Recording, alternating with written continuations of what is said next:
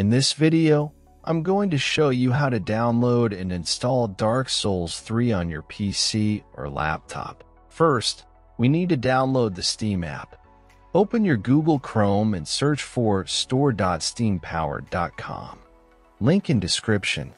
Click on the Install Steam button on this page.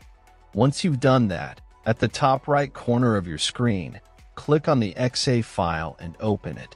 Complete the installation, and once finished, open your Steam app.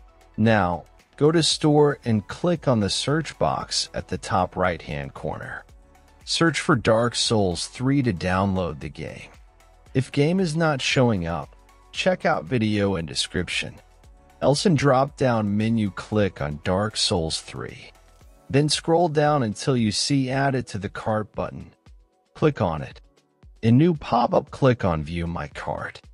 Now click on Continue to Payment.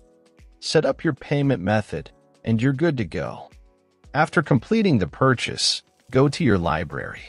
You can use the search box to find game you just bought or navigate directly to the games category. Next step I will show on Game I Own. First, click on the game you want to play. Now click Install. Complete installation process. When installation completed, click to play, and that's all.